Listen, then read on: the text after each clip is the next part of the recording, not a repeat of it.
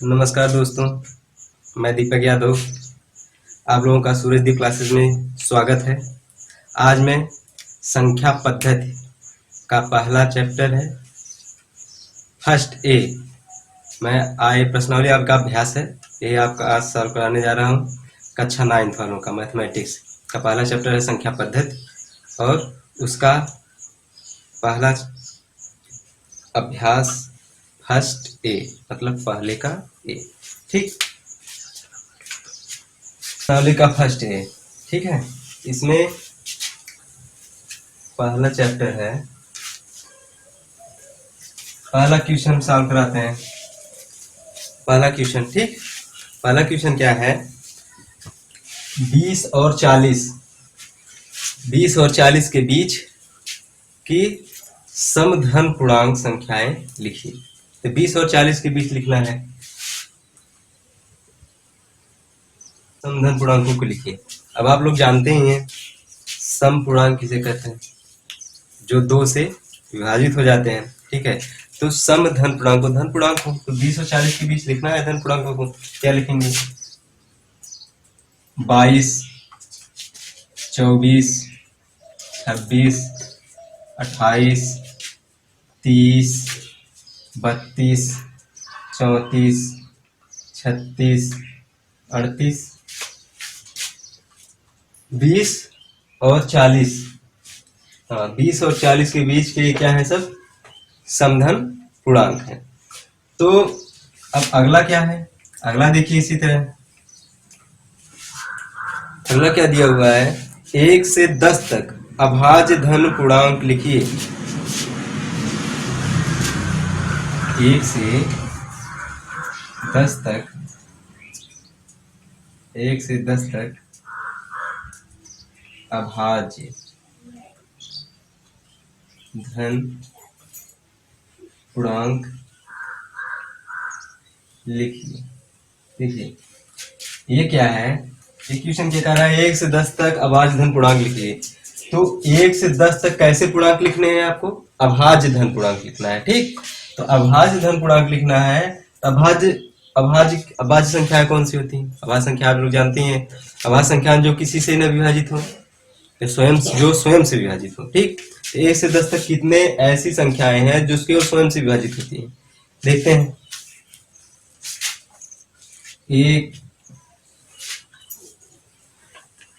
1 से 10 तक 2, 3, 5, 7। ठीक, 2, 3, 5, 7 ये जो संख्याएं हैं ये अभाज्य, ये केवल स्वयं से विभाजित होती हैं। ठीक है, 2 हो गया, 3 हो गया, 5 हो गया और 7 हो गया।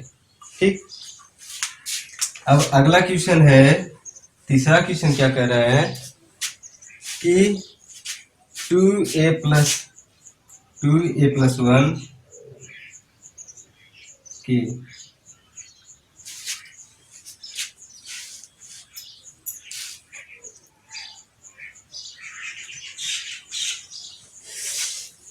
अगला क्वेश्चन कह रहा है कि 2a plus 1 का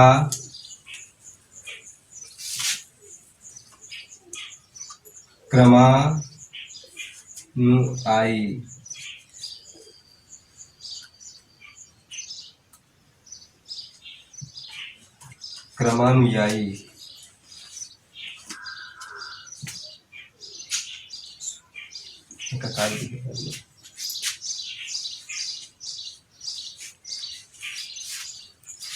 क्या कह रहा है? तीसरा क्वेश्चन कि 2a plus 1 का क्रमानुयायी पूर्णांक बताइए। क्रमानुयायी पूर्णांक बताइए। देखिए एक क्रमानुयायी क्या होता है, ये देखिए क्रमानुयायी क्या होता है। ठीक, 2 plus a, ये 2 plus a का क्रमानुयायी पूर्णांक बताइए। तो हमने अपने पहले वीडियो में हमने पहले एक वीडियो डाला था,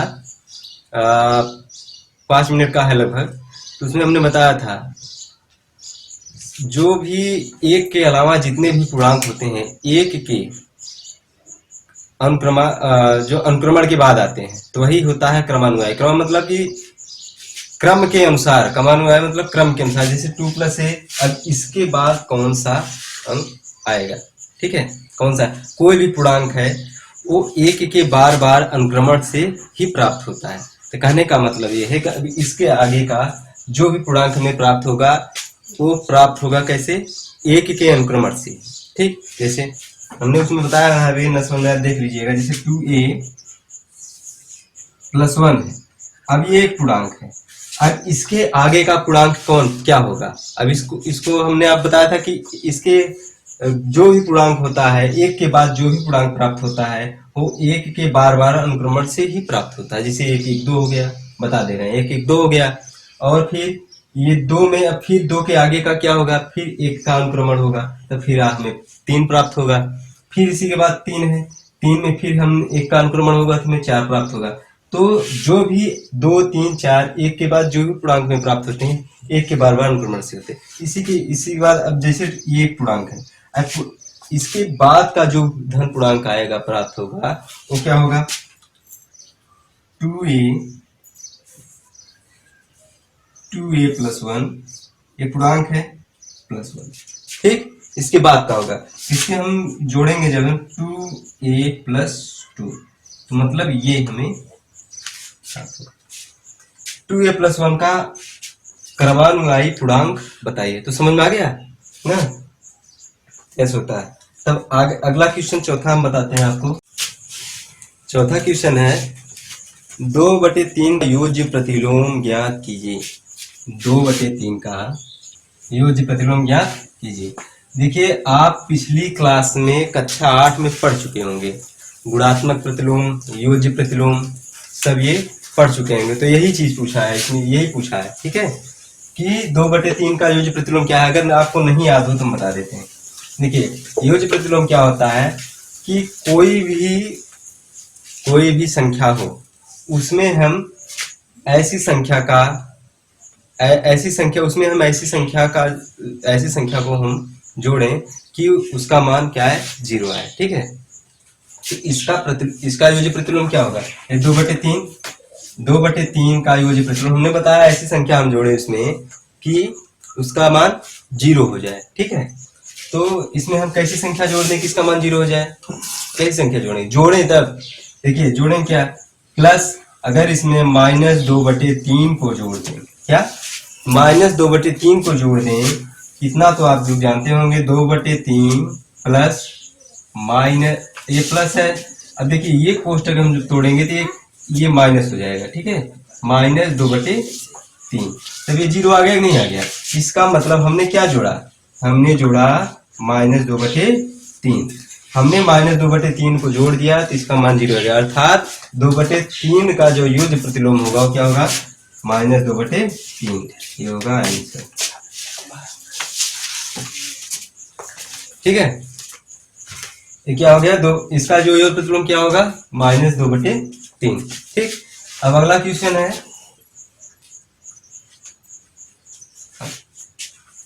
पांचवा क्वेश्चन क्या कह रहा है, -5 का गुणात्मक प्रतिलोम बताए। गुणात्मक प्रतिलोम लिखिए, क्या कह रहा है, -5 का गुणात्मक प्रतिलोम लिखिए। गुणात्मक प्रतिलोम क्या होता है, देखिए ये भी हमने बताया ना, योज्य प्रतिलोम गुणात्मक प्रतिलोम अपनी पिछली कक्षाओं में आप पढ़ चुके होंगे। तो पिछली कक्षा में जैसे 8 में आप पढ़ेंगे योज्य प्रतिलोम, अगर आपको ध्यान नहीं था तो हमने बता दिया, आप फिर इसको भी देख लीजिए। गुणात्मक प्रतिलोम क्या है कि जिस संख्या का गुणात्मक प्रतिलोम हम पूछते हैं तो उसमें हम ऐसी संख्या का गुणा करें कि उसका मान 1 हो। क्या, कि जिस संख्या का गुणात्मक प्रतिलोम पूछ रहा हो, अगर हम उसमें कुछ ऐसी संख्या का गुणा करें जिससे उसका मान कितना आ जाए, 1 आ जाए, ठीक। देखते हैं इसमें हम किसका गुणा करेंगे तो इसका मान 1 आ जाए, गुणे 1/-5। इसमें 1/-5 का गुणा करेंगे तो क्या हो जाएगा, 1 आ जाएगा, नहीं आ जाएगा, कट गया। अब क्या होगा कि इसका मान 1 आ गया, इसका मतलब हमने इसमें किसका गुणा किया था, -1/5 का। जब हमने -1/5 का गुणा कर दिया तो इसका मान 1, इसका मतलब इसका जो है गुणात्मक प्रतिलोम कौन होगा, -1/5 होगा। क्यों होगा, क्योंकि गुणात्मक प्रतिलोम क्या कहता है कि उसमें हम ऐसी संख्या का गुणा करें जिससे उसका मान 1 आ जाए। तो हमने इसमें कैसी संख्या -1/5 का गुणा किया, इसका मान 1 आ गया, अर्थात -5 का गुणात्मक प्रतिलोम -1/5। ठीक, समझ में आया होगा। ठीक, P प्लस क्यू तथा P माइनस क्यू का योज्य प्रतिलोम लिखिए, यही कह रहा है छठा क्वेश्चन यही पूछ रहा है। तो छठा क्वेश्चन क्या है, इसके अनुसार फिर योज्य प्रतिलोम हमने इसके पहले बता चुकी, आपको मालूम हो गया होगा कि योज्य प्रतिलोम क्या है। अगर P प्लस क्यू का पूछ रहा है, क्या P प्लस क्यू का पूछ रहा है योज्य प्रतिलोम, इसका योज्य प्रतिलोम क्या होगा। आप कैसे पता करेंगे, योज्य प्रतिलोम कैसे पता किया जाता है। ऐसे भी इसमें हम क्या जोड़ दें कि इसका मान क्या हो जाए, 0 हो जाए। तो हम क्या इसमें क्या जोड़ देंगे, इसमें होगा अगर हम minus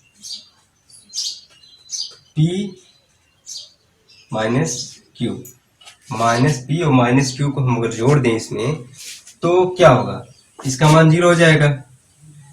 P plus Q minus P minus Q हो जाएगा, ये सब करके ये क्या हो गया, 0 हो गया। तो कहने का मतलब हमने क्या जोड़ा, इसमें हमने जोड़ा -P माइनस क्यू, ठीक है।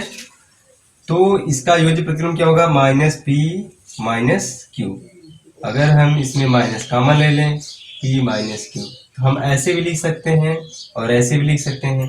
इसका जो योज्य प्रतिलोम होगा, क्या योज्य प्रतिलोम, सॉरी ऐसे लिखें, ऐसे, ठीक है। इसका योज्य प्रतिलोम ये और ये दोनों भी लिख सकते हैं हम। देखिए समझ में आ गया होगा कि P प्लस, इसी प्रकार से इसका भी हुआ योज्य प्रतिलोम, इसका योज्य प्रतिलोम क्या होगा, अब इसका योज्य प्रतिलोम P माइनस क्यू का योज्य प्रतिलोम क्या होगा। इसमें हम क्या जोड़ दें कि 0 आ जाए, इसमें हम क्या जोड़ दें कि 0 आ जाए।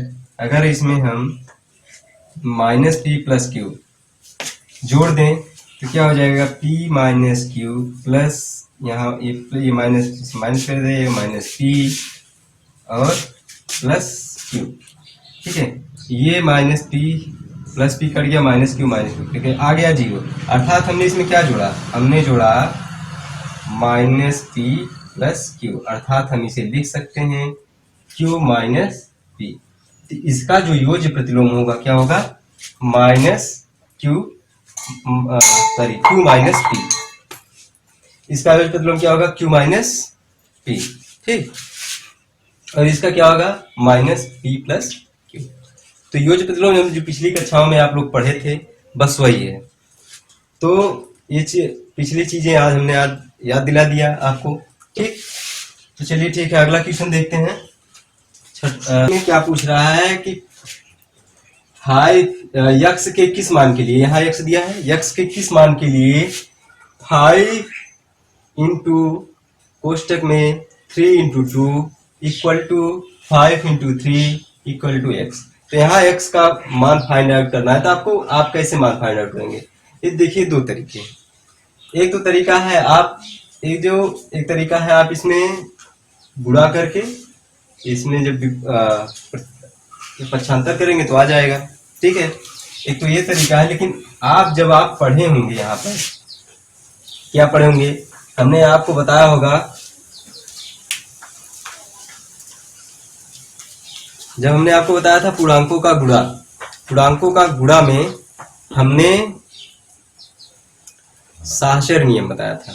क्या बताया था, साहचर्य। तो हमने जो पूर्णांकों गुणा में हमने जो नियम बताए थे आपको, उस नियम के अनुसार देखेंगे, हमने यह बताया था कि यदि गुणा, अगर हम साहचर्य नियम क्या बताता है कि हम गुणा करने के उनके संगत को अगर बदल लिया जाए, तो उनके मान में, पूर्णांकों के मान में कोई अंतर नहीं आता है। जैसे देखिए मैं ये बताया था, जैसे एक उदाहरण के तौर पर हम आपको बता दे रहे हैं। जैसे हमने बताया था, उसमें ये बताया था कि जैसे माना यदि 3, 4 तथा 5 धन पूर्णांक है, ठीक है, उदाहरण तौर बता रहे हैं। हमने बताया था साहचर्य नियम में जब पूर्णांकों का गुणा बता रहे थे हम आपको, तो 3, 4 तथा 5 धन पूर्णांक है, तब साहचर्य नियम क्या बताता है, तब 3 गुणे 4 गुणे 5 बराबर 3 गुणे 4 गुणे 5। अगर इनके गुणन प्रक्रिया में इनके संगत, मतलब ये 4 गुणे 5 एक पूर्णांक है, मतलब हमने ये बताया था कि 3 का गुणा यदि 4 गुणे 5 में कर दिया जाए, या 3 का गुणा हम 4 गुणे 5 में कर दें, और यदि हम 3 गुणे 4 में 5 का गुणा कर दें तो इनके मान में कोई अंतर नहीं आएगा। देख लीजिए, 3 गुणे 20 बराबर 12 गुणे 5, 20 जाए 60 बराबर 12 पंचे 60। देखिए इनके मान में कोई अंतर नहीं है। इसी तरह से इनमें क्या किया गया है, इसमें ये किया गया है कि 5 गुणे 3, बस यही चीज है, यही चीज है यहाँ पर, यही दिया है, साचर नियम दिया गया है आपको। ठीक है, बस आपको यहाँ समझना है हमें क्या है, एक से क्या, बस देखते ही आप समझ जाएंगे यहाँ क्या रखना है। ठीक है, यहाँ देखिए संगत को केवल बदलना है इनके। यहाँ 5 का गुणा 3 गुणे 2 में पूर्णांक में किया गया। अब यहाँ 5 गुणे 3 में, यहाँ 5 गुणे 3 में हम किसका गुणा करेंगे, जाहिर सी बात हम 2 का गुणा करेंगे। जैसे यहाँ पर 4 गुणे 5 में हमने 3 का गुणा किया था, अब 3 गुणे 4 में हम 5 का, इनकी बस फिर वही 5 का गुणा इधर से हो गया, इनको साथ में ले लिया गया। पहले इनको साथ में लिया गया था, इनको अलग कर लिया गया, इनको साथ में लिया गया। यहाँ पर यही भी है, इनका क्या होगा, यहाँ पर क्या होगा, जाहिर सी बात है आप समझ गए होंगे। अब 5 गुणे 3 इंटू 2, सुना ये साचर नियम। इसीलिए ये चीजें जानना जरूरी होता है। अब देख करके एक, और ऐसे भी आप एक, मतलब कि इस एक नियम के तहत अगर फाइंड आउट किया जाए कोई चीज तो सही होता है, नहीं तो ऐसे भी आप ज्ञात कर सकते थे। यहाँ पर कोई एक समीकरण था तो थोड़ी नहीं, देखिए 3 पचे 15 हो जाता है, यहाँ पे गुणा कर देते हैं आप, 6 पंचे 30 हो गया, यहाँ 15 दूना 30, यहाँ 2 आ जाता, x का मान 2 आ ही जाता, आप रख लेते, ये भी सही था। लेकिन ये चीज तो नियम तो मालूम होना चाहिए आपको। ठीक, तो अगला क्वेश्चन क्या है, एक ऐसा क्वेश्चन था हमने बताया था,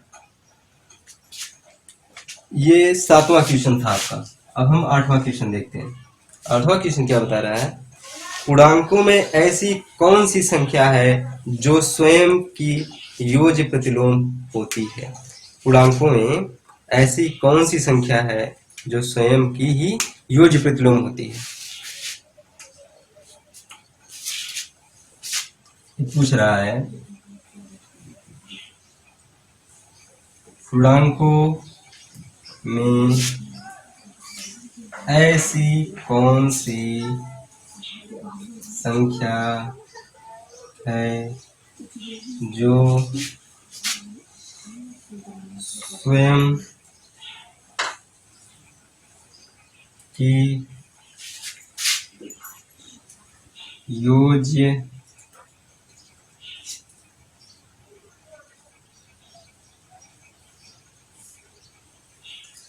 पूर्णांकों में ऐसी कौन सी संख्या है जो स्वयं की योज्य प्रतिलोम होती है। योज्य प्रतिलोम क्या होता है आप जानते हैं। योज्य प्रतिलोम क्या होता है, तो स्वयं की योज्य प्रतिलोम होती है। पूर्णांकों में ऐसी कौन सी संख्या है, कौन सी संख्या है। चलिए हम देखते हैं, आप वही फार्मूला, पूर्णांकों में ऐसी कौन सी संख्या है जो स्वयं की योज्य प्रतिलोम होती है, आपका 8वां क्वेश्चन है। तो हमने योज्य प्रतिलोम आपको पहले ही बताया कि योज्य प्रतिलोम क्या होता है। हमने ये बताया कि ऐसी संख्या को हम, जिस संख्या का हमें योज्य प्रतिलोम पूछ रहा है, हम उसमें क्या जोड़ दें कि उसका मान 0 हो जाए। जो हम जोड़ें और उसका मान 0 हो जाए तो समझिए कि वही उसका क्या है, योज्य प्रतिलोम है। तो हम ये पूछ क्या रहा है, पूर्णांकों में ऐसी कौन सी संख्या है जो स्वयं की योज्य प्रतिलोम है। ठीक, स्वयं की योज्य प्रतिलोम, हम इसमें स्वयं की, जैसे हम क्या है इसमें, अब देखिए 0 है, 0 को अगर हम 0 को हम 0 में जोड़ दें तो क्या आएगा, 0 आएगा। इसका मतलब 0 एक ऐसी प्राकृतिक संख्या है, मतलब 0 एक ऐसी संख्या है जिसको हम 0 में जोड़ दें 0 ही आएगा, अर्थात 0 एक ऐसी प्राकृतिक संख्या है जिसका योज्य प्रतिलोम 0 ही होगा।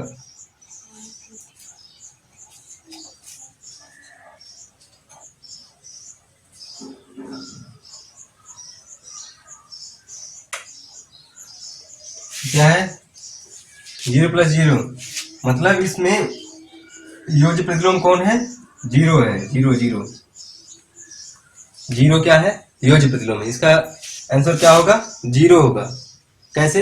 अच्छा आप कहेंगे एक में भी तो हमें सर नहीं, एक क्या है, एक क्या था, एक थोड़ा कंफ्यूजन होता है कभी कभी किसी लोगों को, इसमें कंफ्यूजन की क्या बात है। अगर एक में हम एक जोड़ें तो क्या कभी 0 आएगा? नहीं आएगा। एक में अगर हम एक को जोड़ें तो 0 आएगा? 2 आएगा। हम एक में किसको जोड़ते हैं, जैसे एक का योज्य प्रतिलोम पूछता है तो हम एक को जोड़ते हैं, -1 को जोड़ेंगे तभी आएगा 0, अर्थात एक का योज्य प्रतिलोम -1 होगा, ना कि 1। और 1 और -1 में बहुत अंतर होता है। ठीक, तो अगला क्वेश्चन देखते हैं हम। 10वां क्वेश्चन, संख्या रेखा पर 5 और 7 का योग लिखिए। संख्या रेखा पर 10वां क्वेश्चन, संख्या रेखा पर 5 और 7 का, 5 और 7 का योग लिखिए।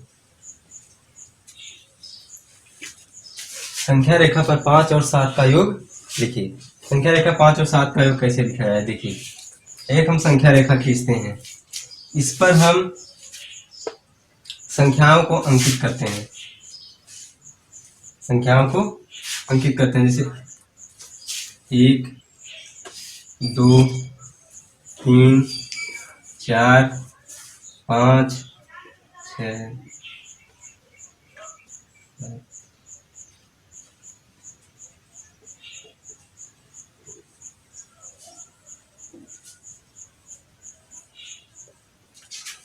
देखिए कह रहा है कि संख्या रेखा पर 5 और 7 का योग अंकित लिखिए।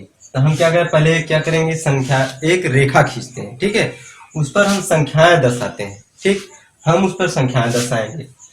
कह रहा है कि इस पर 5 और 7 का योग, ठीक है 5, यहां से गिनिए 1 2 3 4 5, यहां से यहां तक 5, ठीक, फिर यहां से गिनिए 7, 1 2 3 4 5 6 7, अब यहां से गिनिए,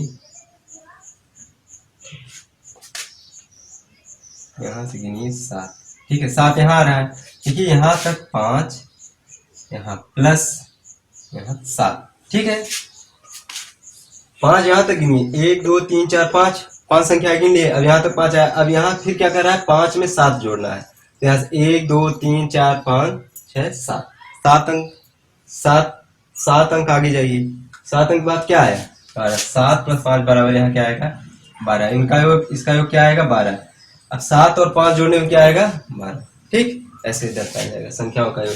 संख्या रेखा पर 5 और 7 का योग, बस ऐसे ही है। इसी तरह हम क्या करेंगे, 11वां क्वेश्चन, 11वां क्वेश्चन क्या है, निम्नलिखित कथनों में से कौन से कथन सत्य हैं अथवा कौन से असत्य हैं, ठीक है, तो निम्नलिखित में से कौन से कथन सत्य हैं कौन से असत्य हैं, इनमें अलग अलग कथन दिए गए हैं। पहला कथन क्या है, पहला कथन आप अपने किताब में देखिए, पहला कथन दे दिया गया है, कहा है कि 2 अभाज्य पूर्णांकों का गुणा सदैव अभाज्य होता है।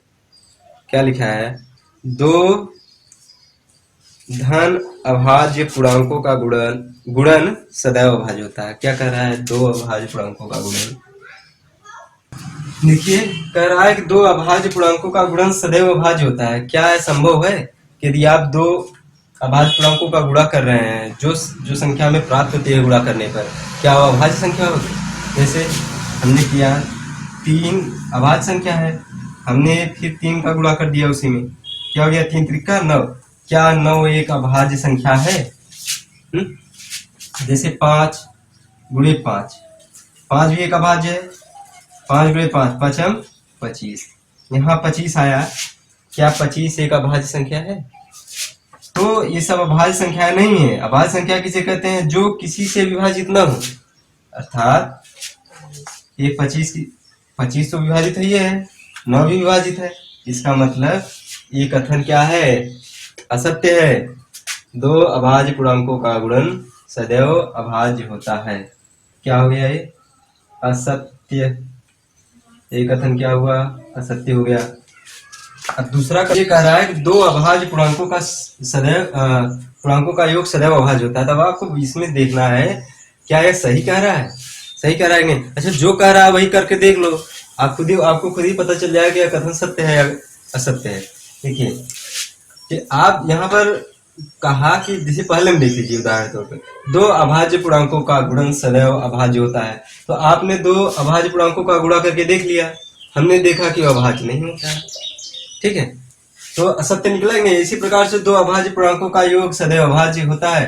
तो जो कह रहा है भाई उसको करके देख लिया जाए, अगर सही है तो सही है, नहीं तो हम कैसे मानेंगे, इसे थोड़ी मान लेंगे। इसका देखते हैं, अभाज्य पूर्णांक देखें 3 गुणे 3, 3 गुणे 3, 3 त्रिका 9, सॉरी योग कह रहा है, योग 3 + 3, 3 + 3।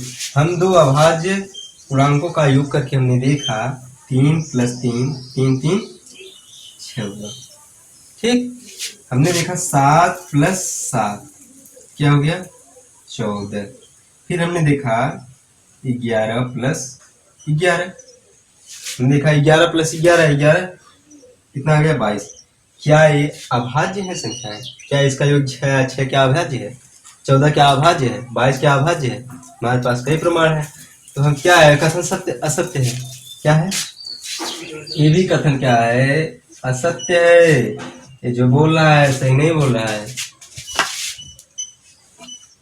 देखिए, यदि a तथा b दो ऋणात्मक पूर्णांक है तो a + b सदैव धनात्मक पूर्णांक होगा। क्या ये सही है, हमें ये देखना है। तो आपको अगर नियम मालूम होंगे, अगर आपको नियम मालूम होंगे तो आप उससे ही जान जाए। नहीं तो हमने आपको बता ही रखा है कि भाई जो कह रहा है उसको पहले करके देख ही लिया जाए, ठीक। देखिए क्या धनात्मक पूर्णांक में माना ये ऋणात्मक है, हमने कहा कि संवर्ग नियम दो ऋणात्मक पूर्णांकों का योग सदैव ऋणात्मक ही होगा। क्या, ठीक। संवर्ग नियम देख लीजिए, संवर्ग नियम का जो ये जो दो ऋणात्मक पूर्णांक उसमें दिया है, दो पूर्णांकों का योग सदैव पूर्णांक ही होगा, लेकिन दो ऋणात्मक पूर्णांकों का योग सदैव ऋणात्मक। जैसे देख लेते हैं करके, जैसे मानना कि अगर दो ऋणात्मक पूर्णांक हम ले लें 3, ऐसे मानना जैसे दो ऋणात्मक पूर्णांक -3 ले लें और -4 ले लें। देखें ये दोनों ऋणात्मक पूर्णांक हैं, ठीक है, इनका योग करके हम देख लेते हैं।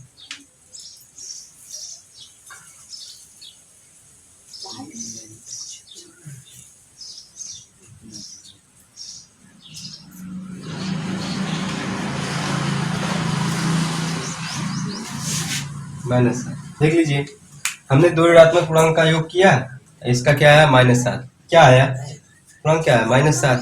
-7 क्या है, एक ऋणात्मक पूर्णांक है, ठीक है, ऋणात्मक पूर्णांक आया नहीं। इसमें जो कह रहा है क्या है, वो है यदि a तथा b दो ऋणात्मक पूर्णांक हैं तो a + b सदैव धनात्मक पूर्णांक होगा। ये कथन भी क्या है, असत्य है। तो दो धनात्मक पूर्णांकों का योग सदैव धनात्मक होता है और ऋणात्मक पूर्णांकों का योग सदैव ऋणात्मक होता है। इसको याद रखिएगा। हम जानते हैं कि ऋणात्मक पूर्णांकों का योग सदैव ऋणात्मक होता है, इसलिए भी कथन असत्य है, असत्य, ठीक। फिर 3 ही ऑप्शन थे, ठीक है। अब देखते हैं क्वेश्चन नंबर 12। अब 11वां का जो देखिए, 11वां का जो तीसरा कथन दिया गया है, यदि a और b दो धनात्मक पूर्णांक है, ठीक, तब a + b सदैव ऋणात्मक पूर्णांक होगा, सदैव ऋण पूर्णांक होगा। तो ये चीज तो आपको मालूम है, क्योंकि ये जब ऋणात्मक संक्रिया में जब संवरक नियम आप पढ़ेंगे, संवरक नियम यही बताता है कि योग प्रक्रिया में जैसे पूर्णांक, संवरक नियम बताता है पूर्णांकों का योग सदैव पूर्णांक होता है। अगर ऋण पूर्णांक है तो उसका योग सदैव ऋणात्मक पूर्णांक होगा, अगर धन पूर्णांक है तो उसका योग सदैव धनात्मक पूर्णांक होगा। तो आप इससे अर्थात हम आपको बताना चाहते हैं कि यदि a और b इससे स्पष्ट है कि यदि ए और बी ऋणात्मक पूर्णांक होगा तो ए प्लस बी सदैव ही ऋणात्मक होगा। जैसे हम अगर है तो फिर करके इसको देख लेते हैं ना, दो ऋणात्मक पूर्णांक ले लेते हैं, फिर उसको हम जोड़ लेते हैं, फिर हम देखते हैं ऋणात्मक पूर्णांक आता है या नहीं आता है, तो इससे भी पता चल जाएगा। देखते हैं, देखिए दो ऋणात्मक पूर्णांक माना हमने 4 ले लिया और फिर एक ऋणात्मक पूर्णांक हमने 5 ले लिया, दो ऋणात्मक पूर्णांक हमने ले लिया। अब दोनों ऋणात्मक पूर्णांकों को हम जोड़ लेते हैं।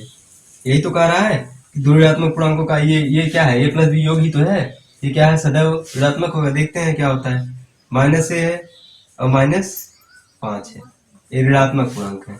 ऋणात्मक पूर्णांकों को हमने जोड़ लिया, जब हमने जोड़ लिया इनको जोड़ा तो -4 ये -5, ये दोनों माइनस माइनस जुड़ता है। देखिए यहाँ पर -5 -4 क्या आ गया, -9 आ गया कि नहीं, -9। तो हमें जो पूर्णांक प्राप्त हुआ ये क्या हुआ, माइनस प्राप्त हुआ नहीं प्राप्त हुआ, ऋणात्मक पूर्णांक प्राप्त हुआ। ठीक है, तो ये पूर्णांक ऋणात्मक, इसका मतलब ये है कि यदि ए और बी दो ऋणात्मक पूर्णांक है तब ए प्लस बी सदैव ऋण पूर्णांक होगा। यदि ए और बी दो ऋणात्मक है ए प्लस बी सदैव ऋणात्मक। अतः यह कथन क्या है, सत्य है।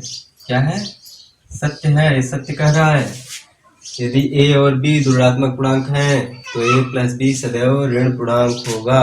ठीक, इसी प्रकार से अगर इसका उल्टा देगा, यदि ये है कह रहा है ए एक समधन पूर्णांक है, बी एक विसंधन पूर्णांक है, और ये ऑप्शन दिया है कि इसमें बताना है कि ए स्क्वायर बी स्क्वायर ए प्लस बी ए इंटू बी, ए कोष्टक में ए 1 प्लस ए कोष्टक में बी इंटू बी कोष्टक में बी प्लस 1। ठीक है, इसमें बताना है कौन सा सम। अच्छा बताइए, ये क्या है, सम है, ए सम है, इस सम और सम का गुणा करेंगे क्या हो जाएगा, ये सम ही आएगा। ठीक है, तो सम प्राप्त होगा, तो इसका मतलब ये क्या है, एक सम है। ठीक है, ये सम होगा, ये विषम होगा क्योंकि विषम और विषम का गुणा होगा। ठीक है, और ये क्या होगा, ये सम है और विषम है, सम और विषम है, ये क्या होगा, विषम होगा। ठीक है, इसका जब योग करेंगे, और ये क्या है, ए इंटू बी, सम और विषम, ये भी क्या होगा, विषम होगा। ठीक, और ये वाला देखिए, इसमें क्या करेंगे, देखते हैं, अगर इसमें गुणा करेंगे ए हो जाएगा प्लस ए हो जाएगा, ए स्क्वायर हो जाएगा। तो हम सम और सम को जोड़ते हैं, सम और सम। ठीक, सम और सम को जोड़ेंगे तो क्या आएगा, सम आएगा। ये क्या है, सम होगा। और फिर क्या होगा,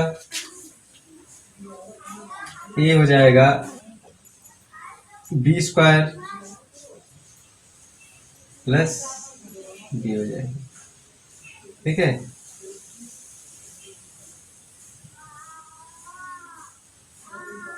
ये हो जाएगा सम। इसमें 3 चीजें सम होंगी। इसमें कौन कौन सा सम है, ये बी स्क्वायर प्लस बी, ठीक, और ए प्लस ए स्क्वायर, ये क्या होगा, सम होगा। और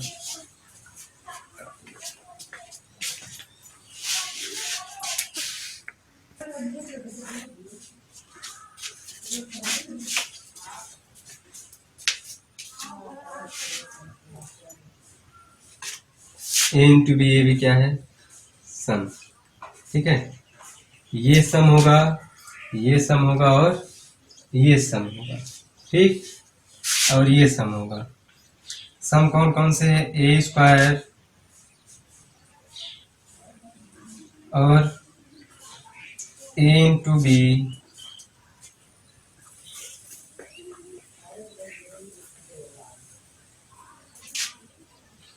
बंद कर देंगे।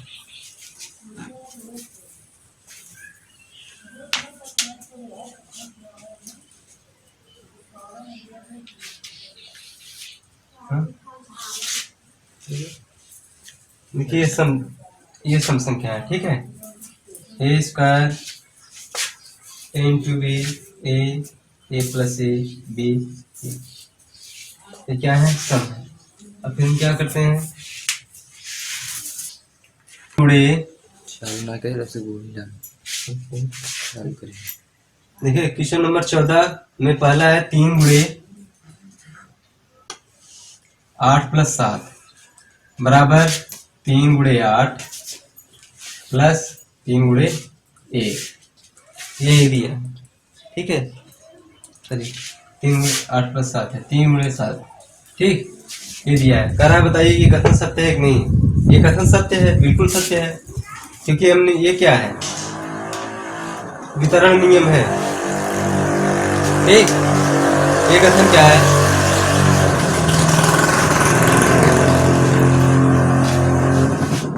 देखिए ये पहला जो कथन दिया है 14वां का, इसमें दिया है 3 गुणे 7 प्लस 8, इसमें ये 3 गुणे 8 प्लस 3 गुणे 7। देखिए हमने पिछले वीडियो में बताया वितरण नियम, जो पूर्णांकों का गुणन वितरण नियम आप देख लीजिए, ऐसे उसमें देखेंगे तो उस नियम को फॉलो करता है। ये कथन सत्य है, ठीक है, क्यों ये है कि अगर हम इनके अगर इस तरह से इनका गुणा किया जाए, वितरण इनके अलग अलग चीजों, अगर ये गुणा कर दिए इनके मान में कोई परिवर्तन नहीं आता है, तो ये कथन क्या है, सत्य है। ठीक है, एक कथन सत्य नहीं, गुणा करके देख लो, 8 7 15, 15 3 45, और क्या हो जाएगा 8 3 24 प्लस 7 3 21, यहाँ भी आ जाएगा 45। तो ये कथन क्या है, सत्य है। ठीक है, ये कथन सत्य है। फिर आगे का कथन क्या कर रहा है, दूसरा कह रहा है 3 plus 5 plus 9, 5 plus 9, 3 plus 5 plus 9 equal to 3 plus 5, 3 plus 5 plus 9। देखिए ये भी कथन सत्य है, क्योंकि ये क्या है, ये दूसरा है 14 का दूसरा, ये भी कथन सत्य है, क्योंकि इनके जो है संगत, ये भी इनके भी संगत साहचर्य नियम में इनके भी संगत बदल दिए गए हैं। ठीक है, इनके भी संगत बदल दिए गए हैं। तो ये क्या है, साहचर्य नियम के संगत बदल देने पर इनके जो प्रक्रिया जो मान आता है कोई परिवर्तन होता है। 9 5 14 3, 9 5 14 3 17, यहाँ 5 3 8, 9 8 17, यहाँ 17 आ जाएगा 17, इसे कोई परिवर्तन आया नहीं, तो ये कथन सत्य है। ये सत्य सत्य, ठीक है। और फिर तीसरा क्या कर रहा है इसमें, 3 गुणे 2 2 गुणे 3, 3 गुणे 2 बराबर 2 गुणे 3। देखिए ये क्या है, क्रम विनिमय नियम। क्रम विनिमय नियम क्या दिया जाए, तो इनके क्रम को अगर बदल कर, 2 पूर्णांक है इसमें, 2 और 3 2 पूर्णांक है, बस इनके क्रम को बदल करके इनका गुणा कर दिया जाए तो इनके मान में कोई परिवर्तन नहीं आता है, तो ये सत्य है।